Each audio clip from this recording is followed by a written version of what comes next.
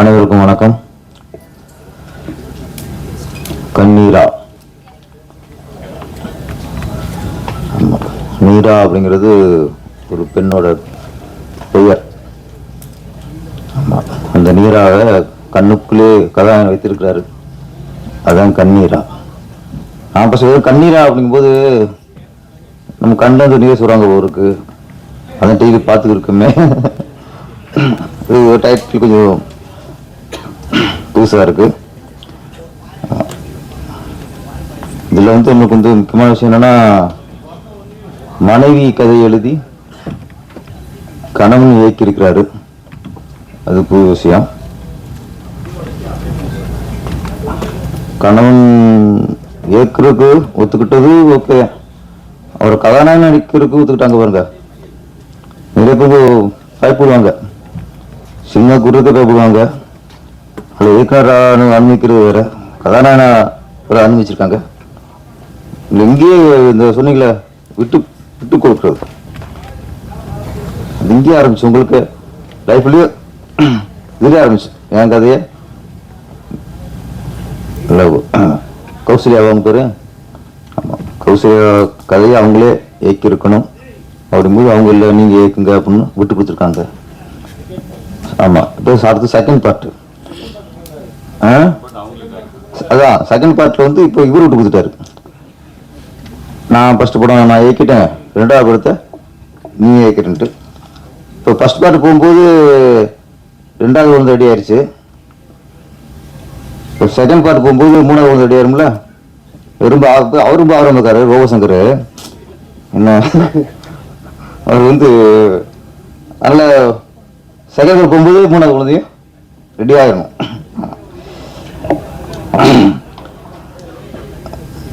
கண்ணீரா காதல் கதை.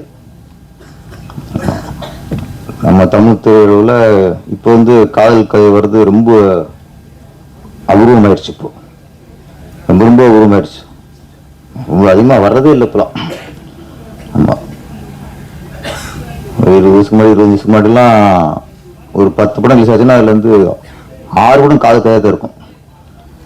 4ல் 1 குடும்ப கதையாக இருக்கும், ஒன்று த்ரில்லராக இருக்கும், 2 அடிதடி கமர்ஷியல் அப்படி இருக்கும். இப்போ 10 படம் ரிலீஸ் ஆச்சுன்னா 10 படமே அடிதடி, வெட்டு குத்து, கஞ்சா கடத்தல், கத்தி குத்து, ரேப்பு, பழகிட்டம் போயிட்டு இருக்கு. காதல் கதையே அபூர்வமா போச்சு. அந்த நேரத்தில் ஒரு காதல் கதை ஒரு படம் வருதுங்கும் போது அதுவே மனசுக்கு இப்போ சந்தோஷமா இருக்கு. நிறைய ஹீரோக்கள் வந்து தொடர்ந்து காதல் கடை பண்ணி தான் பெரிய ஹீரோ ஆயிருக்காங்க. இப்போ விஜய் சார்லாம் பார்த்தா ஃபர்ஸ்ட் மேக்ஸிமம் 25-30 படம்லாம் காதல் படம் தான். அதுக்கப்புறம் கமர்ஷியல் ஹீரோவாகி அப்புறம் இளைய தளபதி தலைவர் ஆயிட்டாரு. அதனால அஜித் சாரும் கொடுத்தான். பிகினிங் அவரும் 20-25 படம் லவ் ஸ்டோரி தான். அதுக்கப்புறம் இப்போ வீரம், விசுவாசம், விடாமுயற்சின்ட்டு வேற ரேஞ்சில் போயிட்டு இருக்காரு. ஆனால் எம்ஜிஆருக்கும் சிவாஜிக்கும், எம்ஜிஆர் சாருக்கும் எவருக்கும் படமா அன்பேவா முழுக்க லவ் ஸ்டோரி. நம்ம நடிகர் சிவாஜி கணேசனுக்கு எவருக்கும் படம்னா வசந்த மாளிகை, அது லவ் ஸ்டோரி தான். லவ் ஸ்டோரிலாம் பார்க்கும்போது அது ஒரு ஈர்ப்பு இருக்கும், மனசுக்கு சந்தோஷமா இருக்கும். நம்மளால முடியலைங்கும் போது ஒரு ஹீரோ ஒரு பொண்ணை கட் பண்ணி லவ் பண்ணிட்டான் ட்வீட் போறாங்க போது நமக்கு சந்தோஷமா இருக்கும். சரி ஓகே, நம்ம நினைக்கிறோம் முடியல, ஒருத்தன் நினைச்சிட்டு ட்வீட் போடுறான். ஆமா, இப்ப அதுக்கும் இல்லை. இப்ப நம்ம கச்சக்கடை நினைக்கிறோம், கொலை கொண்டு நினைக்கிறோமா, ஆனா சுத்தம் பண்ணிக்கிட்டு இப்ப அது இந்த நேரத்துல லவ் ஸ்டோரி, கண்ணீரா லவ் ஸ்டோரிங்கிறது ரொம்ப ஆரோக்கியமான விஷயம். முழுக்க முழுக்க மலேசியாவிலேயே படப்பிடிப்பை நடத்தி, நல்ல வேலை ஆர்டர்ஸே இங்கே வச்சிங்களே, நீங்கள் அங்கேயே வச்சு அங்கேயே ரிலீஸ் பண்ணிக்கிறாம. ஒரு தமிழ் படம் மலேசியா படமாக்கப்பட்டாலும் நம்ம இந்தியாவில் தமிழ்நாட்டில் ரிலீஸ் பண்ணணும்னு நினச்சி அதுக்கு உத்தரா ப்ரொடக்ஷன்ஸ் அதை ரிலீஸ் பண்ணுறாங்க. ஆமாம், அவங்களுக்குடைய வாழ்த்துக்கள். இப்போ வாகை பிடிச்சதாக இருக்கட்டும், உத்தரா ப்ரொடக்ஷன்ஸாக அவர் பேசும்போது இருக்கட்டும், ஒரு ஆளுங்கத்தை இங்கே வெளிப்படுத்தினாங்க. சிறிய படங்கள் தேட்டர் கிடைக்க மாட்டேங்குது, ஆள் வர மாட்டேங்கிறாங்க, படத்தை முடிச்சாலும் ரிலீஸ் பண்ணுறதுக்கு ரொம்ப சிரமமாக இருக்கு. இது இவங்களுடைய ஆளுங்க மட்டும் இல்லை, இன்னைக்கு சிறு படங்கள் பண்ணுற எல்லா பிடிச்சிருக்கு இந்த ஆளுங்கள் தான். இதுக்கு எங்கே விட எங்கே தவறு, இதுக்கு என்ன ஒரு முடிவு, ஏற்பட்ட கேள்வி. நம்ம யாரும் இங்கே குறை சொல்ல முடியல. ஏன்னா இப்போ தேட்டர் தர மாட்டேங்கிறாங்கன்னு தேட்டருக்கார குறை சொல்கிறோம். அவங்க என்ன சொல்கிறாங்க, சின்ன படத்தை போட்டால் தேட்டருக்கு ஆள் வர மாட்டேங்கிறாங்க, 10 பேர் 5 பேர் இருக்காங்க அப்படின்னு அவங்க குறை சொல்கிறாங்க. எந்த பக்கம் நியாயம்னு யோசிக்கணும். அது ரொம்ப உண்மைதான். சின்ன படங்களுக்கு தேட்டர் கிடைக்கலைங்கிறது உண்மைதான். சிறிய படங்களுக்கு மக்கள் ஆதரவு தர மாட்டேங்கிறாங்க, அவங்க தேட்டருக்குள்ளே வர மாட்டேங்கிறாங்க அப்படிங்கிறதும் உண்மைதான். ஆனால் ரெண்டுமே குறை தான். தேவையுள்ளதுக்கு ரெண்டுமே மிகப்பெரிய ஒரு குறை. அப்போ இதை எப்படி நிவர்த்தி பண்ணணும், அங்கேயும் யோசிக்கணும். நம்ம மாறி மாறி குறை சொல்லிட்டே இருந்தோம் வச்சுங்களேன், அது ஒரு வேலைக்கு ஆகாது. மக்களை தியேட்டருக்குள்ள கொண்டு வரணும், அதுதான் இன்னைக்கு வேண்டிய விஷயம். அதுக்கு என்ன பண்ணணும், தயாரிப்பாளர்கள் என்ன பண்ணணும், இயக்குநர்கள் நடிகர்கள்லாம். இப்போ இயக்குனராக ஒரு டெக்னீஷியன் தான், படத்தை முடிச்சு கொடுத்துருவாங்க, அவ்வளோதான். அதுக்கப்புறம் ப்ரொடியூசருக்கு தான் சவாலாக இருக்கு. அவ ப்ரொடியூசர் தான் யோசிக்கணும், ஏன் வர மாட்டேங்கிறாங்க, என்ன சிக்கல், எதுக்கு உள்ள வர பயப்படுறாங்க. ரேரா ஒரு படம் 2 படம் தான் ரேரா ஓடுது. அது கூட சின்ன படமா இருக்கும், அது பெரிய கம்பெனி வாங்கி ரிலீஸ் பண்ணுவாங்க. அந்த மாதிரி படங்கள் தான் அவங்க கையில் நிறைய தேட்டர் இருக்கும், அதுதான் போய் கொஞ்சம் ரீச் ஆகுது. சமீபத்தில் ராஜன் சார் பேசிக்கணும். ராஜன் சார் ராசனா பேசுறப்ப சமீபத்தில் இப்போ சின்ன படம் தேட்டர் கிடைக்கலைங்கிறது ஒன்று.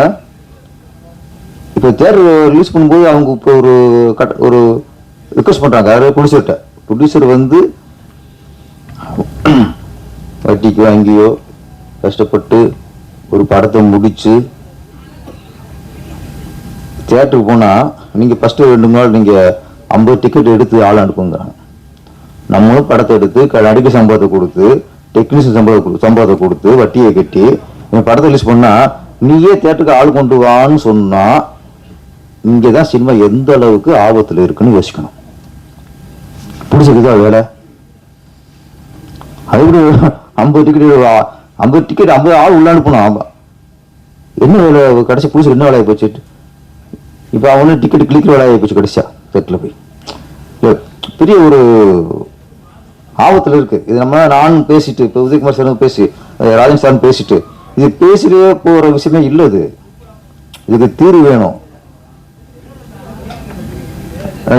நடிகருடைய சம்பளத்தை குறைக்கணும், இயக்குனர் சங்க சம்பளத்தை குறைக்கணும், டெக்னீஷியன் சம்பளத்தை குறைக்கணும், ஷூட்டிங் செலவு குறைக்கணும். இது மட்டும் இல்லையே ப்ரொடியூசருடைய சூழ்நிலை, இது மட்டும் இல்லையே. நாங்கள் எல்லாம் குறைச்சிக்கிறோம், எல்லாம் பண்ணிக்கிறோம், செலவு குறைப்போம், எல்லாம் ஒத்துழைக்கணும். நாங்கள் ஒத்துழைக்கிறோம், ஓகே ஒத்துட்டது எல்லாம் ஒத்துட்டாங்க எல்லாருமே. இது இல்லை பிரச்சனை. இப்போ ஷூட்டிங் செலவு குறைக்கிறது பிரச்சனை இல்லை, ரிலீஸ் பண்ணுறதும் பிரச்சனை. அதுதான் போராட்டம். நீ படம் பண்றது ஈஸி, பணம் இருந்தா படம் பண்ணிடலாம், ரிலீஸ் பண்றதா இன்னைக்கு முடியல.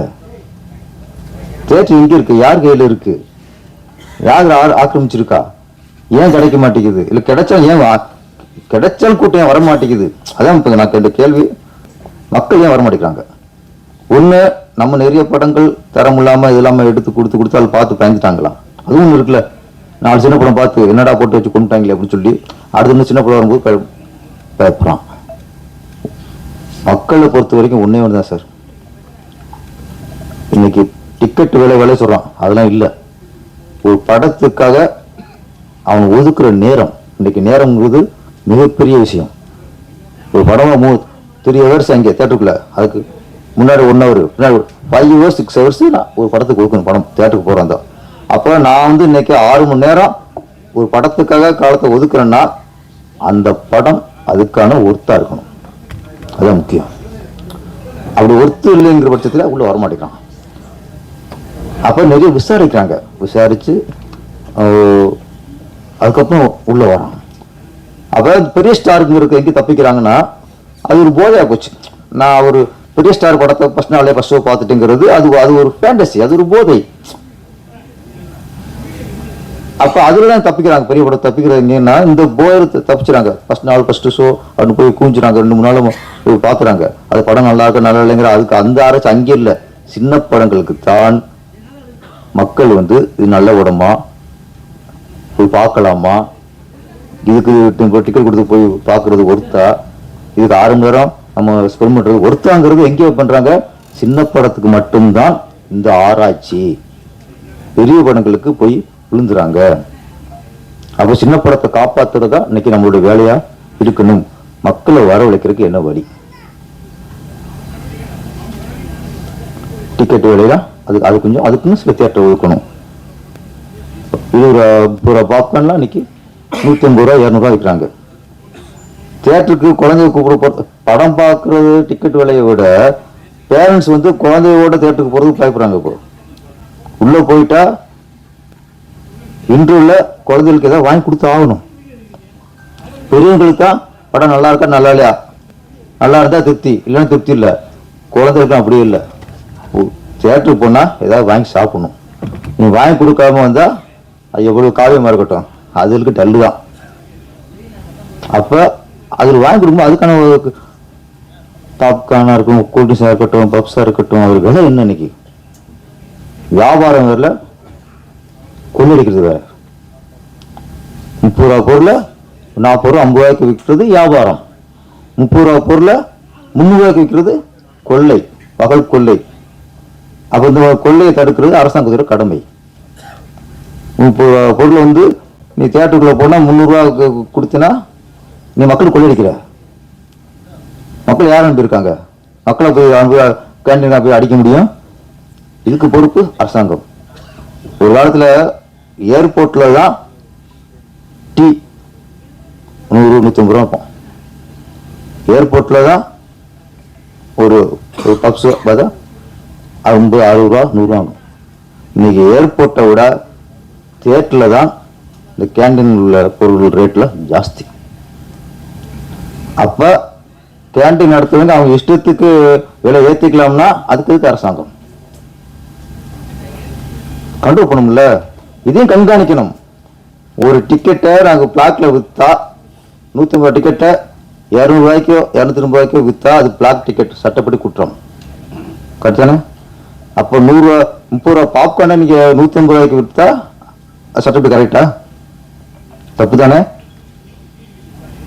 அப்போ ஒரு பொருளுக்கு என்ன நிர்ணயம்? அதுக்கு நீ வெளியில் ரோட்டுகளை போட்டா ஒரு 10 ரூபா லாபம் வை, ஒரு கொஞ்சம் ஏசி உண்டாக வச்சா 20 ரூபா லாபம் வை. தியேட்டரா மாலா ஒரு 30% வை, 20% 30. அதான் 30 3 ரூபாய்க்கு எங்க இருக்கு?